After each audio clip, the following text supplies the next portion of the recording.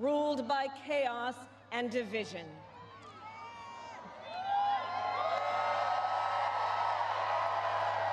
Many of you watching have probably already cast your ballots.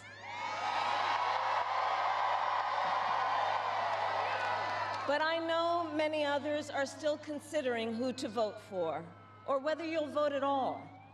So tonight, I will speak to everyone about the choice and the stakes in this election. Look, we know who Donald Trump is.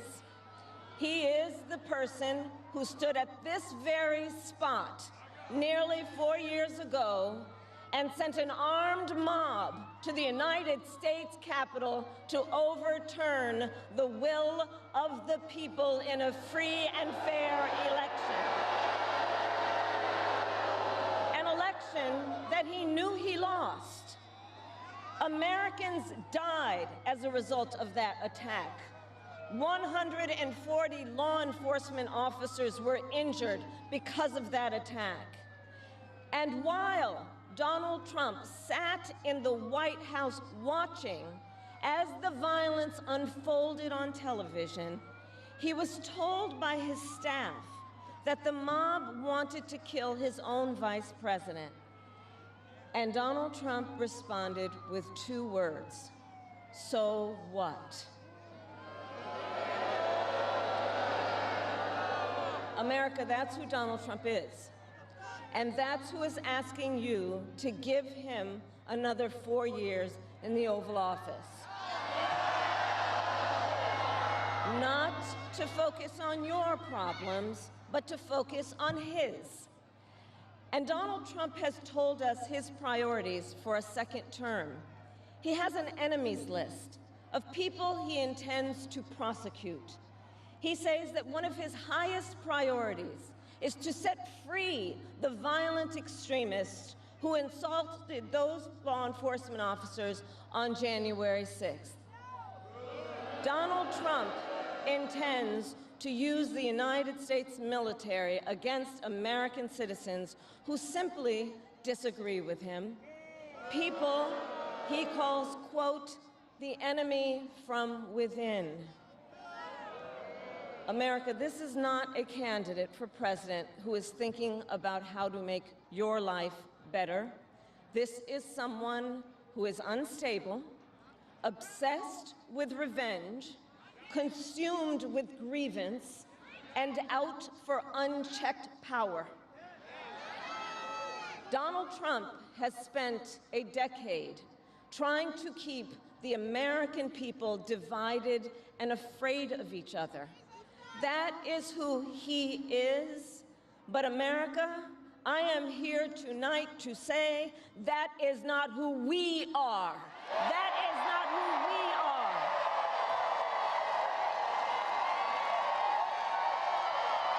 That is not who we are. You see, what Donald Trump has never understood is that e pluribus unum, out of many, one, isn't just a phrase on a dollar bill. It is a living truth about the heart of our nation.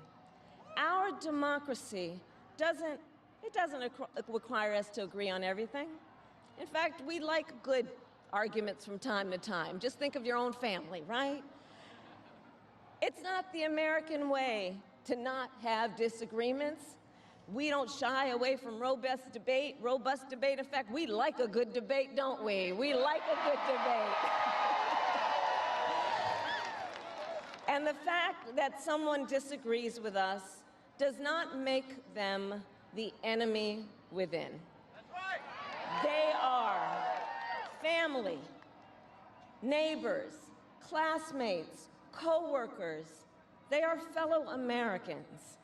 And as Americans, we rise and fall together.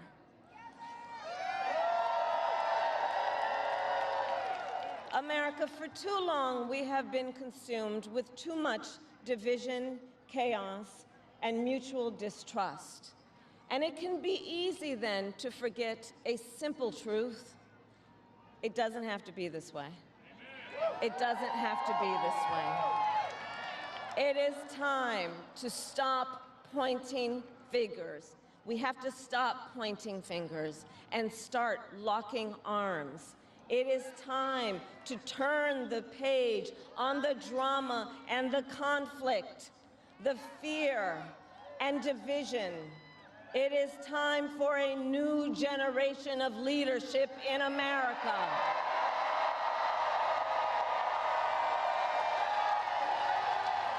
And I am ready to offer that leadership as the next President of the United States of America.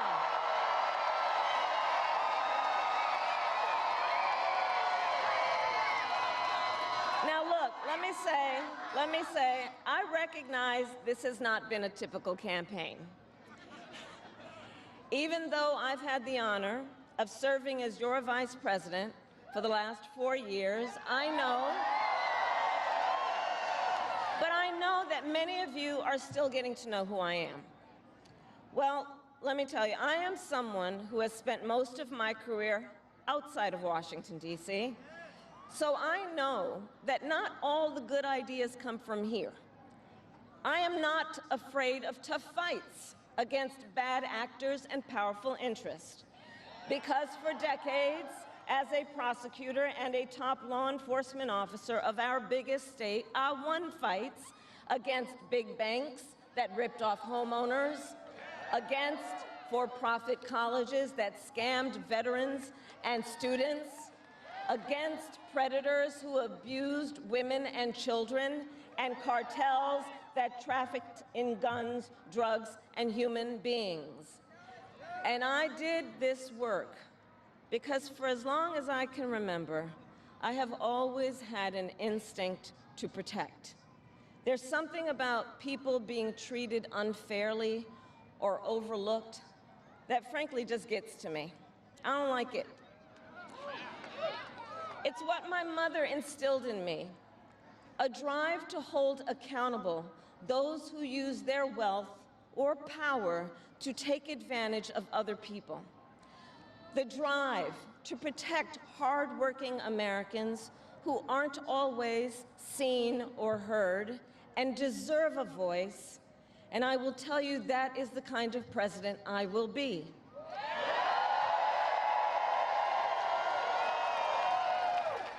And look, I'll be honest with you, I'm not perfect, I make mistakes, but here's what I promise you. I will always listen to you, even if you don't vote for me. I will always tell you the truth, even if it is difficult to hear. I will work every day to build consensus and reach compromise to get things done. And if you give me the chance to fight on your behalf, there is nothing in the world that will stand in my way.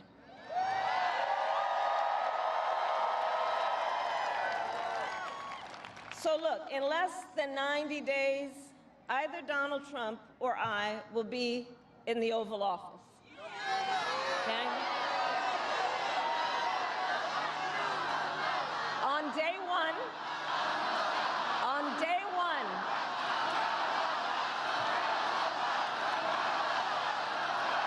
and on day one, if elected, Donald Trump would walk into that office with an enemies list.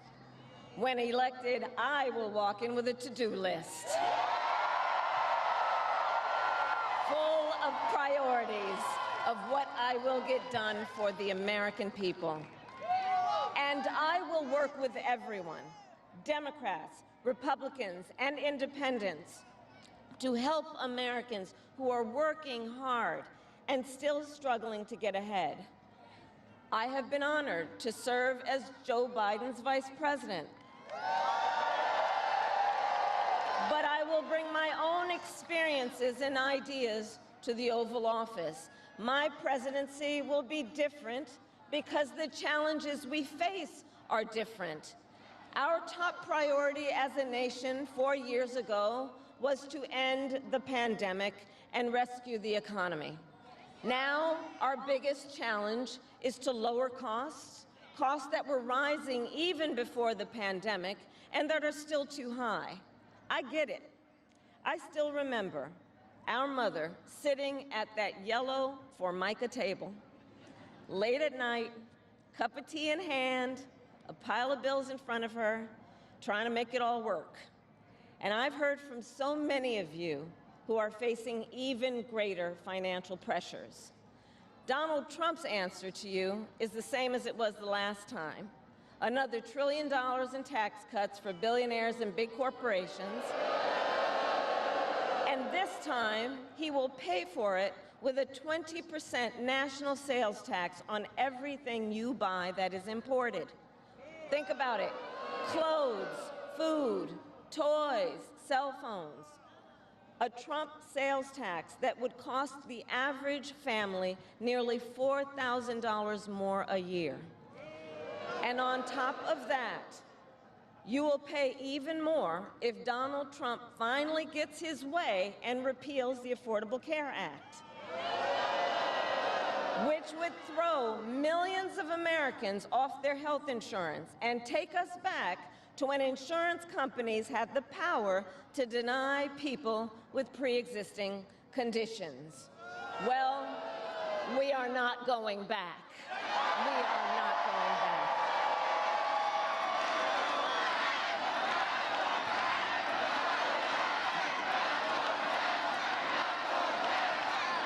We are not going back, because we also know Donald Trump would deliver tax cuts to his billionaire donors. I will deliver tax cuts to working people and the middle class. I will make sure you have a chance not just to get by, but to get ahead. Because I believe in honoring the dignity of work. I will enact the first ever federal ban on price gouging on groceries, cap the price of insulin, and limit out-of-pocket prescription costs for all Americans. I will fight to make sure that hardworking Americans can actually afford a place to live. I'll never forget how our mother saved up and how excited she was when she could finally afford to buy our first home. I remember how excited she was. And I know that owning a home is not only a measure of financial security, it's about the pride of your hard work. And as president, I will fight to help first-time home buyers with your down payment, take on the companies that are jacking up rents, and build millions of new homes. For years, we have heard excuses about why America can't build enough housing. Enough with the excuses. I'm going to cut the red tape and work with the private sector and local governments to speed up building and get it done. And the cost of housing isn't the only financial pressure on middle-class families. I have met so many young people who have a natural desire to parent their children well, but not always the resources to do it. So I'll fight for a child tax credit to save them some money, which will also lift American children out of poverty. I'll work to lower the cost of childcare, which is out of reach for too many working families today. And for too many people in the sandwich generation who are raising young children and taking care of a parent, juggling all of it is extremely difficult. You know, I took care of my mother when she got sick, cooking food that she had a taste for, finding clothes that would not irritate her skin, and understand, as I do, that caregiving is about dignity. It is about dignity. And currently, if you need home care and you don't have some money to hire someone, you and your family need to deplete your savings to qualify for help. That's just not right. So we're going to change the approach and allow Medicare to cover the cost of home care so seniors can get the help and care they need in their own homes. Now, Donald Trump has a different approach. He tried to cut Medicare and Social Security every year he was president. Look, I believe that when people have worked hard their entire life, they deserve to retire with the benefits they have earned. And I believe in the fundamental freedom of Americans to make decisions about their own bodies and not have their government tell them what to do.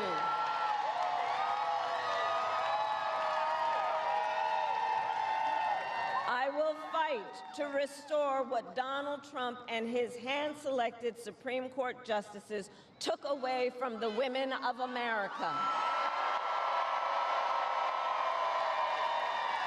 That today, 1 in 3 women in America, think about it, 1 in 3 women in America lives in a state with a Trump abortion ban, many with no exceptions even for rape and incest.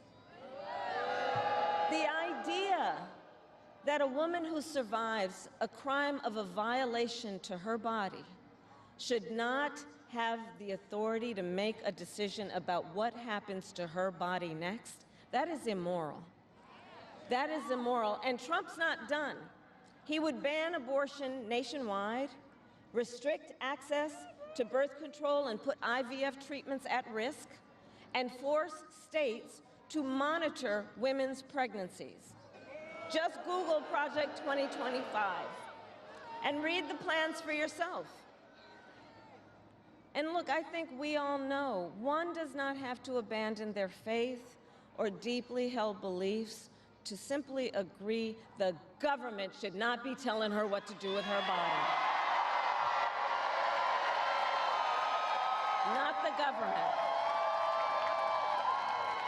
And when Congress passes a bill to restore reproductive freedom nationwide, as President of the United States, I will proudly sign it into law.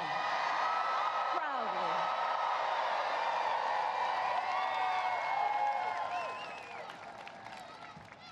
And look, on another subject, politicians have got to stop treating immigration as an issue to scare up votes in an election, and instead treat it as the serious challenge that it is that we must finally come together to solve. I will work with Democrats and Republicans to sign into law the border security bill that Donald Trump killed. When I was Attorney General of a border state, I saw the chaos and violence caused by transnational criminal organizations that I took on.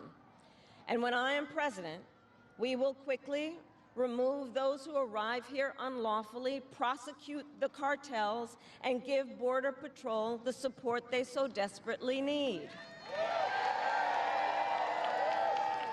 At the same time, we must acknowledge we are a nation of immigrants.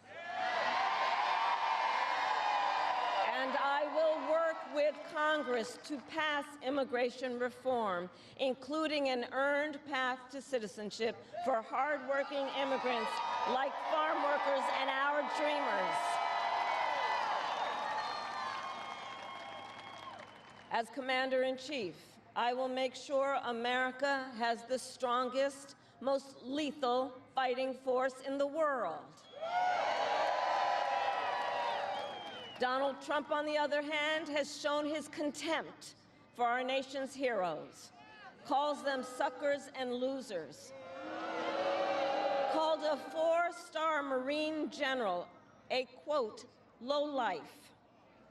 I will always honor, never denigrate, the service and sacrifice of our troops and their families, and fulfill our sacred obligation to care for them. I will strengthen, not surrender, America's global leadership.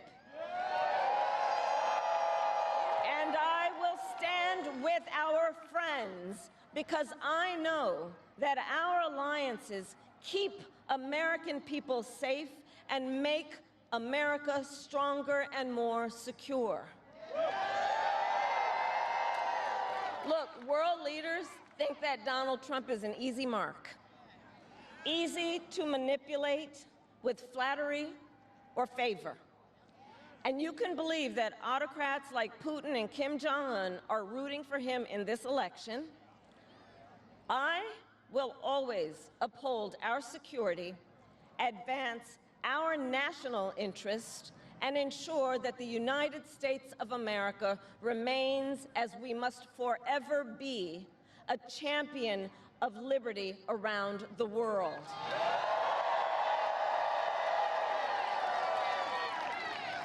America, we know what Donald Trump has in mind. More chaos, more division, and policies that help those at the very top and hurt everyone else. I offer a different path, and I ask for your vote.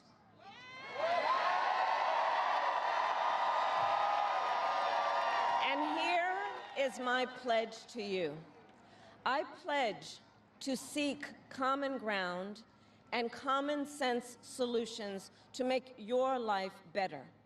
I am not looking to score political points. I am looking to make progress. I pledge to listen to experts, to those who will be impacted by the decisions I make, and to people who disagree with me. Unlike Donald Trump, I don't believe people who disagree with me are the enemy. He wants to put them in jail. I'll give them a seat at the table.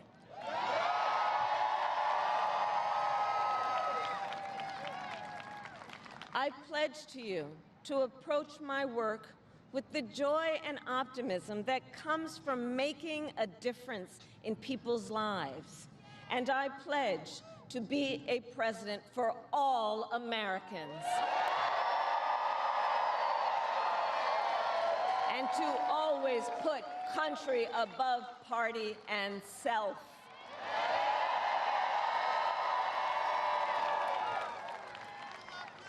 I love our country with all my heart. And I believe in its promise because I've lived it. I grew up as a child of the Civil Rights Movement. My parents would take me to marches in a stroller, where crowds of people of all races, faiths, and walks of life came together to fight for the ideals of freedom and opportunity.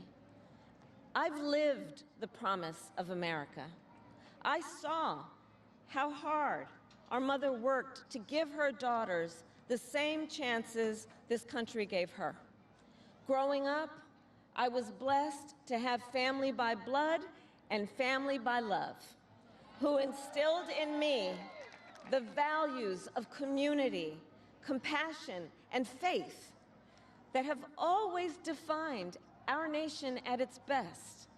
I've lived the promise of America. I've spent my life fighting for the people who have been hurt and counted out, but never stopped believing that in our country, anything is possible. I've lived the promise of America, and I see the promise of America in all of you. In all of you. I see it. I see it in the young people who are voting for the first time, who are determined to live free from gun violence and to protect our planet and to shape the world they inherit. I see it in the women who refuse to accept a future without reproductive freedom. And the men who support them. I see it in Republicans who have never voted for a Democrat before, but have put the Constitution of the United States over party. I've seen it in Americans different in many respects, but united in our pursuit of freedom, our belief in fairness and decency, and our faith in a better future. America, I know the vast majority of us have so much more in common than what separates us. I know it. And that's why I am in this race, to fight for the people, just like I always have.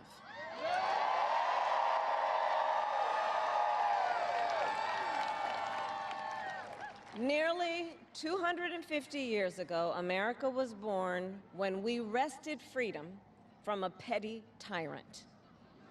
Across the generations, Americans have preserved that freedom, expanded it, and in so doing, proved to the world that a government of, by, and for the people is strong and can endure.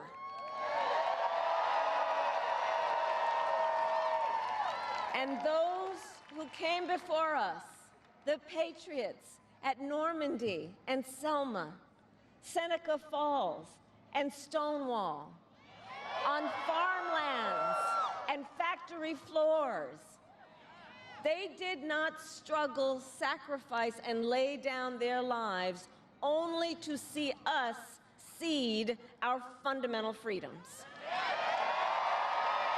They didn't do that only to see us submit to the will of another petty tyrant. These United States of America, we are not a vessel for the schemes of wannabe dictators. The United States of America is the greatest idea humanity ever devised.